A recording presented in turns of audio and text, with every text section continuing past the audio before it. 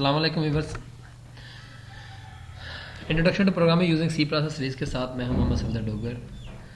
तो व्यूअर्स, आज के लेक्चर के अंदर हम देखेंगे array as variable of structure in C plus. Mean कि अगर आपने स्ट्रक्चर का एक वेरिएबल बनाना है तो उसको अगर हम एज ए अरे ले लें, बजाय इसके कि हम 3 4 या 5 6 वेरिएबल बनाएं, हम एक वेरिएबल की अरे बना लेते हैं। तो देखते हैं व्यूअर्स उसका तरीकाकार। जैसे व्यूअर्स, मैंने एक स्ट्रक्चर बनाया स्टक बुक के नाम से। उसके अंदर 3 डाटा एलिमेंट है, int, ID, page, character name 20। ये मेरा स्ट्रक्चर का समझ लें कि एलिमेंट है जिसको एज ए अरे लिया है। अब मैं इसका एक वेरिएबल बनाता हूँ, जैसे बुक स्पेस B5। तो ये मेरे समझना कि व्यूअर्स मेरे 5 जो है ना वेरिएबल क्रिएट हो गए हैं बुक के स्ट्रक्चर के। तो यानी कि B index 0, B index 1, B index 2, B index 3, B index 4 तक बन जाएंगे। अगर मैंने व्यूअर्स आईडी को एक्सेस करना है तो मैं इसको इंडेक्स एक्सेस करूँगा। B index 0 dot I D is equal to 10 है, B index 0 dot page is equal to 300 है, B index 0 name is equal to programming है, डॉट डॉट यानी कि अगर मैंने एंड वाले पे करना है B index 4 dot I D is equal to 14 है, B index 4 page is equal to कितना है 700 है, B index 4 dot name is equal to क्या जी डेटाबेस है। व्यूअर्स, अगर मैं इसकी कोडिंग करता हूँ तो जैसे व्यूअर्स देखें यहाँ पे मैं व्यूअर्स शुरू से करते हैं इसको। मैं यहाँ पे बुक बी इंडेक्स 3 से मैंने एक वेरिएबल क्रिएट कर ली है। तो व्यूअर्स, अब मेरे जो है ना, मैंने अगर बुक के आईडी को शो कराना है, एंटर बुक 1 आईडी, पहली बुक का आईडी जो है ना वो एंटर करें तो वो मेरा आ जाएगा B index 0 dot I D. उसके बाद C out enter page book 1, enter book 1 page, book 1 page. तो यहाँ पे आ जाएगा C N B index 0 dot page. उसके बाद C out enter book 1 name, C N B index 0 dot name आ जाएगा। तो व्यूअर्स, अगर मैं इस प्रोग्राम को रन करता हूँ तो ये देखें, एंटर बुक 1 आईडी मैं कहता हूँ 1 है, एंटर बुक 1 पेज कितने है 200 है, और इसका नेम क्या है जी programming.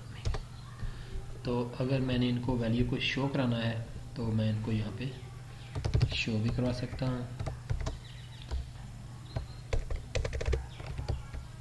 Book 1 info, C out ID, यहाँ पे आ जाएगा B index 0 dot I D, C out page B index 0 dot page आ जाएगा, सी आउट। उसके बाद name B index 0 dot name. अगर व्यूअर्स मैं इसको दोबारा रन करता हूँ तो ये देखें बुक 1 की आईडी ये है, 300 उसके पेजेस हैं, प्रोग्रामिंग है। तो ये देखें व्यूअर्स, बुक 1 की इन्फो जो है ना, आईडी इसका 1 है, पेज उसके 300 है, नेम उसका प्रोग्रामिंग है।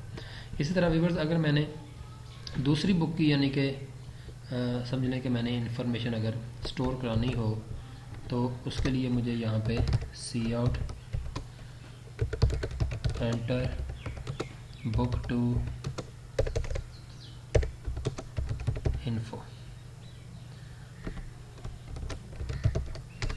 तो यहाँ पे मैं इस कार्य को कॉपी कर देता हूँ, यहाँ पे आ जाएगा इंडेक्स 1 डॉट पेज, यहाँ पे आ जाएगा, और साथ में यहाँ पे व्यूअर्स 2 कर देंगे, नेम 2, तो यहाँ पे भी 1 आ जाएगा। इसी तरह अगर मैंने ये बुक 1 की इंफॉर्मेशन आने देते हैं, ये है जी मेरी यहाँ पे बुक 2 की इन्फो, एंटर बुक 2 इन्फो, इसको भी 1 रहने देते हैं, इसको भी 1 रहने देते हैं। यहाँ पे आ जाएगा 1, इंडेक्स 1 आ जाएगा, यहाँ पे 2 आ जाएगा, और यहाँ पे भी इंडेक्स 1 आ जाएगा। इसी तरह मैंने अगर नेम देना है तो ये 2, और यहाँ पे इंडेक्स आ जाएगा 1 आ जाएगा।